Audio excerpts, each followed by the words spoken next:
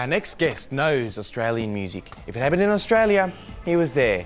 He published Australia's first punk fanzine in 1977. He's chronicled the Australian scene in articles and books since the 70s. He's worked on a couple of ABC docos on television on Australian pop music as well. He's played the bass in the Killer Sheep, his old band. He's now written a new book called Stranded, The Secret History of Australian Independent Music from 1977 to 1991. He's here to tell us all about it. Please welcome Mr. Clinton Walker. Nice.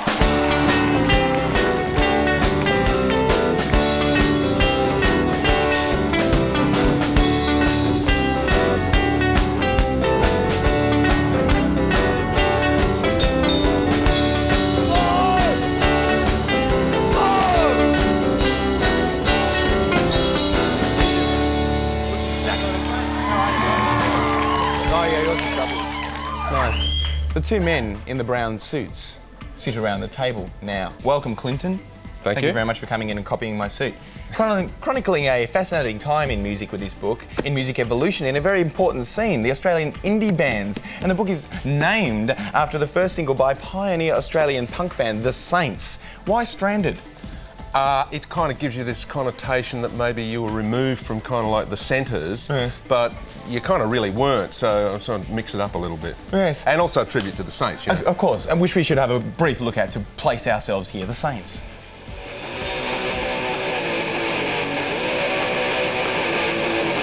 I don't know better what you want. Don't even know where you come from. You cannot know anything, and I don't what you do. I better go on down. You got me to ever you. Well, I got this for you. Don't let me through. Don't run down. Oh, the Saints! 1977, that was shot at the Paddington Town Hall when I was 4.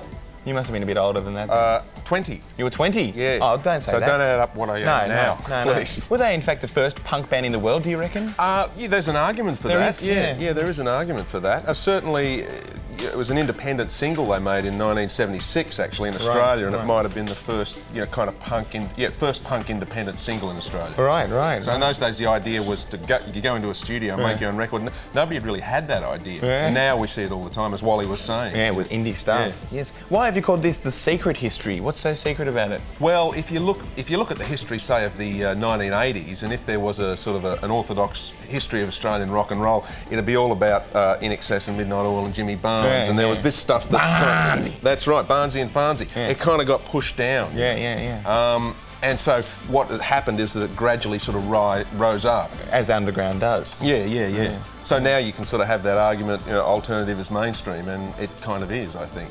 And you talk of independent music, the indie music we've been hearing about for the last 20 years. Do you think this is more to do with being on a label or not, or is it a state of mind now, the indie thing? It was once maybe it was a bit of both. You did cut an independent record yourself, and you call yourself an indie band. Yeah, and there was a certain kind of a genre that you were in. It tended to be maybe loud guitar, aggressive sort of music. Now, indie music, that people debate what these labels mean, don't they? Indie, alternative, mainstream, all that. It's all sort of a melting pot now, I think. Yeah, it's just music, I reckon. Yeah. Been following the scene all along. Interest sparked from being a muso? No, not really. I was actually at art school, and I found myself enjoying writing art history essays. Oh, yes. And I think that's how You enjoyed writing essays? Yeah, I know, strange as it may seem. Weird. Maybe I did well at them. Yes. And so, this is kind of good if you get your sort of 8 out of 10 or something. Yes, and so did you join the Killer Sheep after you got interested in writing about it? Yeah. The Killer Sheep. The Killer Sheep. We played Tamworth. Yeah. We were kind of run out of Tamworth. Tamworth was great fun. We're kind of a country grunge band. Country grunge? Yeah, this was the mid-80s, I suppose. Yeah, that can happen. Unfortunately, we can't cut to a clip. We weren't that massive. I did find a photo in here, though, of the Killer Sheep. That first punk fanzine, what was that called? It was called Pulp. Pulp. Yeah. Right. And is this being exhibited in punk culture at the moment? It is actually. It's one of the reasons I was down to do a few meetings with the punk culture sort of people. This is an exhibition, in case you're unaware, that's being held until June the 15th at the Performing Arts Museum at the Victorian Arts Centre in Victoria. You had a little bit to do with the setting up of this exhibition as well. Yeah, it came in from Britain, and when that sort of started happening, I thought, oh, here we go again. It's kind of the imported kind of idea. Punks from UK. It was a worldwide thing. It happened sort of all over the place. place, and so I was kind of keen to get the Australian perspective. The Oz input. Yeah, and I think now Fully. it's going to tour Australia, and so people can see it all around the Yes, country. yes, I believe it is touring Australia, and then the world, of course. But the Australian contingent won't go along. Inner City Sound, published in 1981, their first book, and then the second book in 84, and done a biog on Bon Scott as well. This is a lot of stuff. The 80s, we need to be reminded of what that would look like. Here's the Go-Betweens.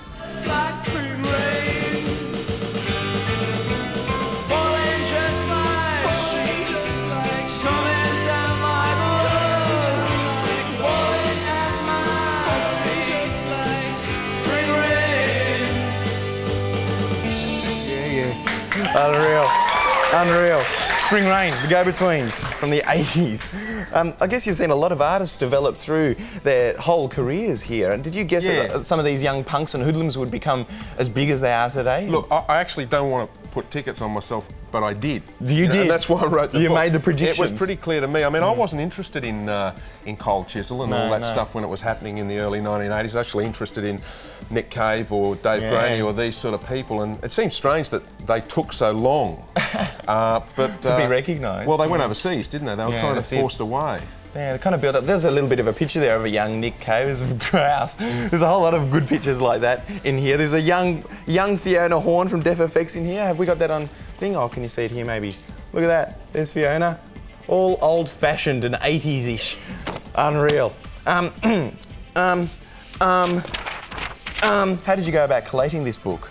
That was kind of easy actually, because I'd written so much myself, so I had a lot of clippings and big you could use all the backlog. Did you go and talk to the? Yeah, I went around and talked to everybody that I'd actually been spending the last 20 years talking to anyway. But you get that, then you got a sort of more historical perspective that way. Yeah. So talking to artists and their families and their butlers. Yeah, well, artists and their record companies and their managers, which is kind of pretty much like artists' families anyway, isn't it? Yeah. Having watched closely watched the whole progress of Australian music indie scene over the past couple of decades, can you predict where music is going to go in the future now? This is always the question, isn't it? I actually think, like I said before, it's risen up, and so now something else has to start bubbling under. Whatever's underground, perhaps. And I think it's funny because Australia always, we got very good at rock and roll, and I think maybe now it's going to go over to that kind of home studio, technology, whatever you call that kind of music. You know, it's not guitar music. No, technology-based or something. Yeah. And about to write a book about Australian Aboriginal music and musos, about to edit an anthology of male feminist writers, and do a football life thing. Still DJing? I do a bit of DJing. Bit of DJing in Latin Sydney. jazz. Latin jazz, nice, slick. About to, or just released your second kid as well, did you? That's true well too, done, yes. Bro.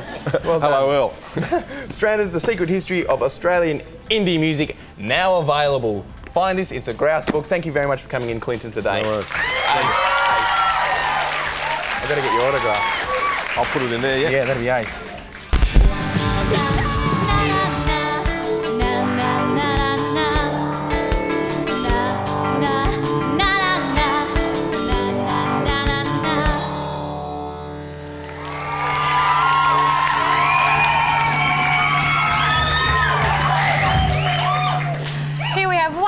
For the movie reviews. Hello, Tam. Good. How you going? Not too bad. Good. I've just been to see The Fifth Element. Have you? Yes, which is the latest film from Luc Besson, this French director who made The Professional and The Big Blue. If he ever was going to have a chance to make it big in Hollywood, make a blockbuster, this was it. It was like, this is your chance, Luc. Basically, it's one of those big sci-fi flying cars, robotic dogs, action adventures. Robotic dogs, eh? Yeah, it's like full futuristic stuff. Bruce Willis walking around with his sort of, I've just sculled a bottle of vinegar look on his face, looking sort of like Jacko in this one. And He's he got dyes the blonde his hair he's got for some reason. He's got a blonde do. He's looking cool, trying But to. anyway, he's in there, and the film's actually about the fifth element is actually the fifth element of the world. You've got your earth, wind, fire, etc. The fifth element could be the one thing that can save us from this huge sort of fiery bally thingy that's going to engulf the earth and turn us all into darkness. Everything's going to be unhappy. All the flowers in the world will be dead. So is it as good as things like Blade Runner and Aliens and... Well, it starts off really well. You sort of look at it and you go, my God, this is going to be unbelievable. But as it goes, it sort of changes from this futuristic dark thriller into this comedy sort of send-up of itself. Do you know where it's at? Yeah, like you've got this radio DJ character who's like in there and he's trying to be funny, and then you've got all these sort of sequences that are sort of overblown along, and by the end you're thinking this is a totally different movie. So that was one disappointing thing about The Fifth Element was that it sort of became this send-up of itself and you didn't know what was going on. Let's have a look at it. A few effects thrown in. Yeah, here there is a lot of money splashed on the screen. That was actually Gary Oldman, my favourite actor. Hail ye, Gary, Lord of the Actors. I think he's just a victim of bad costume design in this film. What is with that funky piece of plastic, Gary? What's happening? So, towards the end, you're thinking, what's going on with this movie? And it ends up being a standard sci-fi thriller. It depends on your taste. Yeah, it looks like a masterpiece, it smells like a masterpiece, but is it? Dylan would like it, hey? I think Dylan would like it. Dylan's kind of movie, hey? Maybe. All right. I think he has to make up his own mind because he's an individual. Oh, that's right. Oh, okay. All right, new release movie. New release movie is Emma. What can we say about Emma? Hugh Grant sitting on a lawn sipping tea and with umbrellas, people saying things like pleasant and mom. Jane Austen. I hate Jane Austen. If I was Prime Minister of the world, there would be no Jane Austen sort of movies. But can I just say that this movie, Emma, I didn't like it personally, but I can tell that it's one of those films where you watch it and you go, this isn't my cup of tea, but I can tell that for the audience this was made for, they'd love it. We're talking Gwyneth Paltrow walking around, it's set in the 1900s, and it's actually a remake of Clueless. Yeah. No, it's not. Anyway, let's have a look at it. My dear, it's the last dance. Will you come and set the example for your companions? Gladly. Whom are you going to dance with? With you, if you will ask me. You have shown yourself a fine dancer despite all your protests, and it should not be improper for us to dance. After all, we are not brother and sister. Brother and sister? No, no. Indeed, we are not. Brother and sister? No. Sorry, it's just not my cup of tea. It wouldn't be. Lots of sewing in this movie. So much sewing. So much sewing. They did a lot of sewing in the 1800s. Budget movie. Budget movie is the classic, one of my favourite movies, so I just had to get it. With Nail and I. Who can get a shot of the cover for With Nail and I? This is an old masterpiece. Must see. With Nail and I, With Nail and I. You don't actually learn the character's name, it's just I. With Nail and I. Richard E. Grant having fun in the countryside. See it. All right. Thanks a lot, Lee. No worries. Thanks, Lee.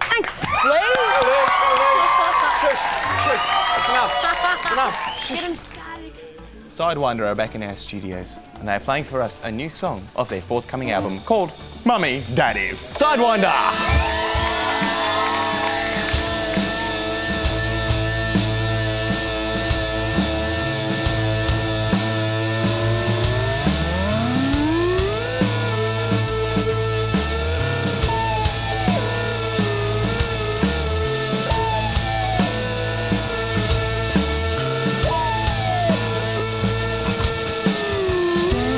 Drives around in an Audi.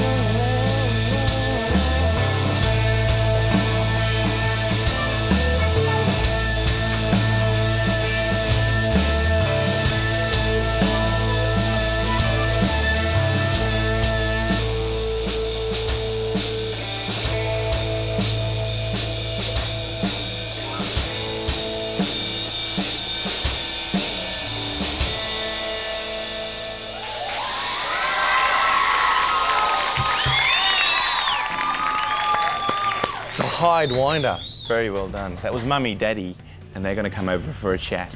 But first, we must go to this. So the garden's looking good this year, Barry. Yeah, mate, thinking of putting corn in this summer. Corn. Yeah, the kids like it. It's a beast of a thing to grow. You reckon? What the? Hey, Ralph!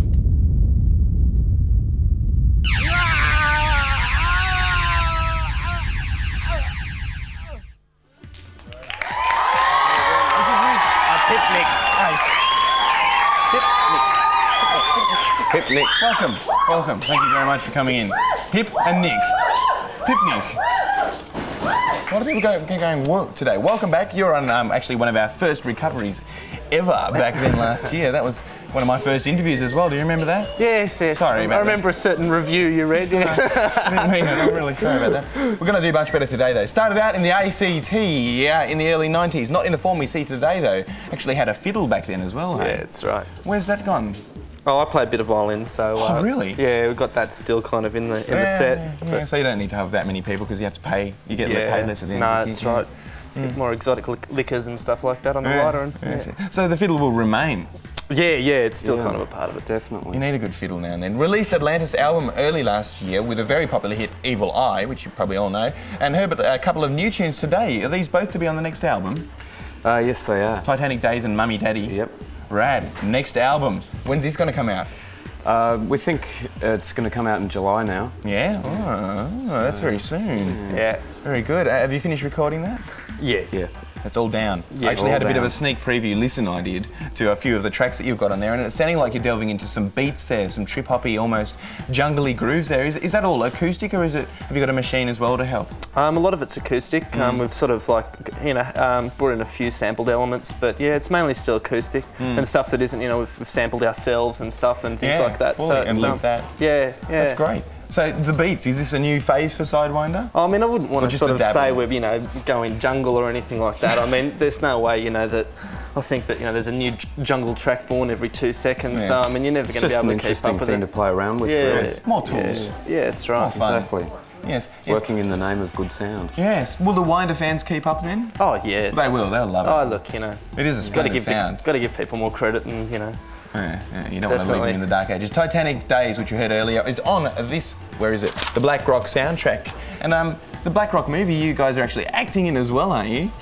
Are you the band that Well, we plays at make the a party? cameo appearance, Yeah. and Pip does. I do get some punched acting. out. Do ya? That's sick. Do you have lines as well? I have got one line. What's that? These pretzels are making me thirsty. Oh, yeah. That's a great, very good delivery. Do you have to practice that or what? Yeah. With all my friends Jerry and George, we sit around and practice it. Yeah, that's good. Acting, another sideline. Seems like every second band we have on Recovery is full of family. We had the Curly brothers from Tumbleweed last week. The Mark McCain is full of brothers. You have the Kraft brothers. We do indeed. You and your bro Yeah. doing the band thing, Nick and Martin. Does it feel like you've got to keep them in because, the brother in because he's just like family and you can't really kick him out? Not at all. No, that's the answer I was looking for. Good. Why don't you let your parents come in and play? Oh, well, they do. Do they? Yeah, we do. When we I do like our that. swing. They're doing all the band remixes kind and of- stuff, yeah. Sick parents. Fully. They Played build last- distortion pedals for us and stuff, yeah. Well, there you go. Crazy. That's great. Played last night in Geelong. Geelong? Was that a late gig? Ooh. Was a late gig. You're doing well to be up this morning. Very well done. Less said about that, the better.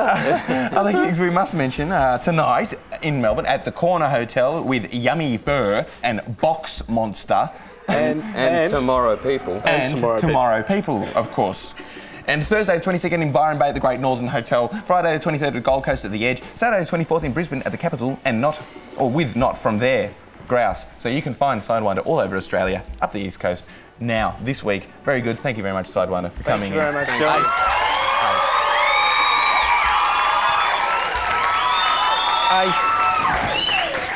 Do you want to have a walk on the hot coals? Are you into that kind of stuff? Oh, totally, yeah. Really? Well, Can I just give me a minute? Yeah, get ready, prepare yourself, because it's all happening outside still. Con, are you out there? Yes, I am, Dylan, and we're ready to get the Enforcer on the coals. Okay. Now, the kids have done it, mate. You can do it. We've only jacked it up 2,000 degrees more, but I've got faith in you. Everyone out there's got faith in you. The kids have. Get on the coals, mate. Let's do it. Show them the light at the end of the tunnel. Let's do it, Enforcer. Come on, man. You can do it. Focus, focus, focus. I know you can. Put your foot on there, boy. Put your foot on there. Keep going. That's the way. That's the way. That's excellent. Keep going. Beautiful. Hey, you're starting to melt, boy. You're starting to melt. Hey, what are you doing? You're starting to melt. Keep going. You've nearly got the...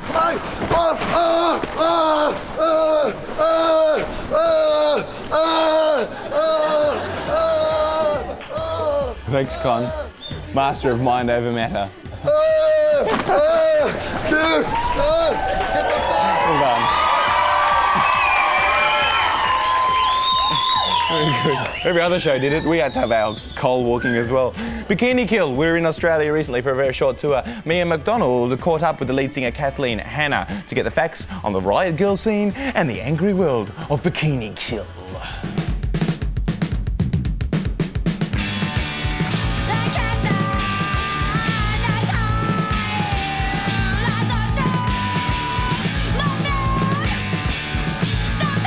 I was like booking like a sort of a club. It was actually a feminist collective art gallery, and we would have rock shows there. And these really dumb indie rock boy bands were playing, and they were just singing songs like, "Oh, my girlfriend's so stupid," you know. And like, I was like, well, there's all this real stuff going on in my life that I'm seeing, and like nobody's writing songs about that. And so I wanted to write songs about that would speak more to me and would speak to my friends and would speak to the women that I was working with.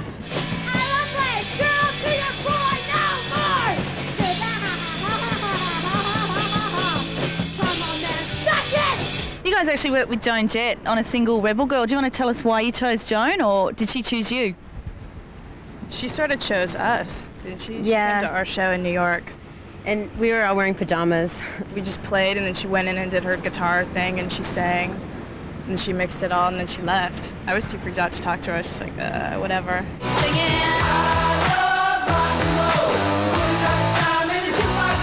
Joan Jett's telling me that I gave her chills. I was like, whatever.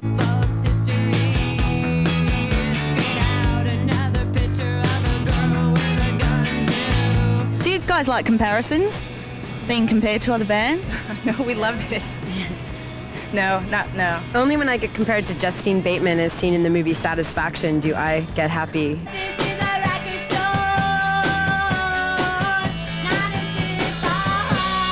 They're chicks who rock hard, basically. They don't take any shit from anyone. Come to see them, because Courtney Love Punch Out the singer. They're sort of feminist but not anti-male, if you see what I'm saying. Like, they don't take shit from females or males, regardless. In a way, being a woman, I feel lucky because I've been given this wall to go against, to fight like this oppositional thing that so many people have said that I couldn't do it or that I could only be the girlfriend of somebody in a band. And every time when I go out on stage, I feel like I'm totally flipping them off.